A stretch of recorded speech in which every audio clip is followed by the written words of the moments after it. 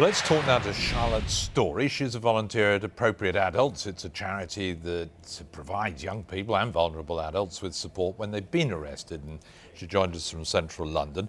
Charlotte, very good evening to you. I suppose most people, for a start, are going to be pretty shocked to find that 17-year-olds who would appear before a youth court and treated as minors are treated as adults when they're in police custody.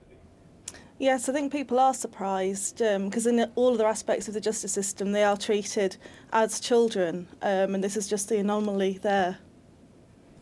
A strange anomaly in the law. Tell us what the dangers are, what the pitfalls are that you've come across. Well, the pitfalls are that as children, technically, they're not geared up as adults would be to cope with difficult and stressful situations like being in custody are. And there's also the added shame that they might not want their parents to know what is happening. So although they're allowed a phone call to someone, they might not occur to them to ring their mum or dad for help when otherwise they might. So if you're a 15 or a 16-year-old, the police have an obligation to inform the parents or the guardians, presumably, but as a 17-year-old, they don't? That's correct, yes. How strange. So a 17-year-old can be locked up for the night, like the young man we were hearing about there, and the parents have no idea what's happened to them. That's correct, yes. At the moment, that's how it is.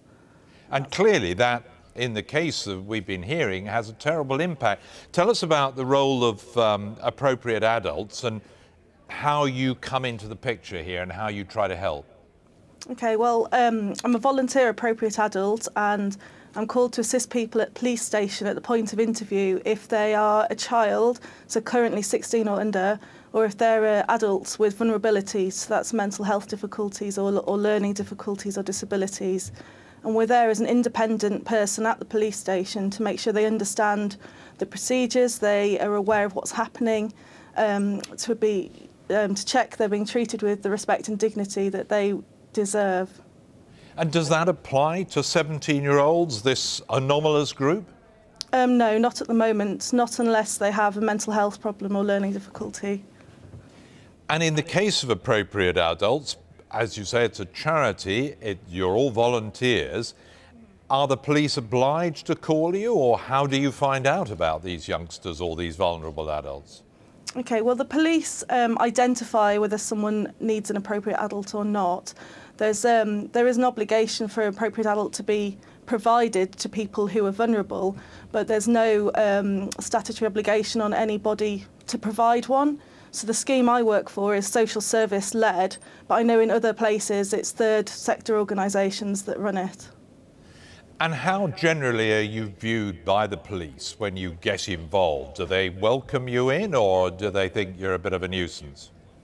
I've always been welcomed in. They've always been very supportive and understand the need for us to be there.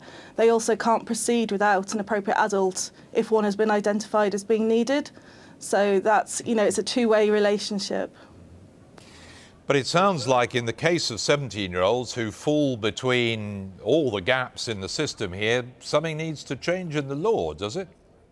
I think so. I believe they should be treated as children, and that's in line with the rest of the justice system. I find it really unfair that, a 17-year-old could be treated as an adult, and then if they go to court, they'd be treated as a child again. It is just really inconsistent at the moment. And in your experience, 17-year-olds generally, you wouldn't really consider to be adults? Yeah, no, I would consider them to be children, especially in such an alien environment as being in a custody suite. It can be very tough and very frightening for people. Well, Charlotte Story, thank you very much for coming and explaining it all to us, and I'm sure we'll hear more about the voluntary charity Appropriate Adults and their role. Thank you. Thank you.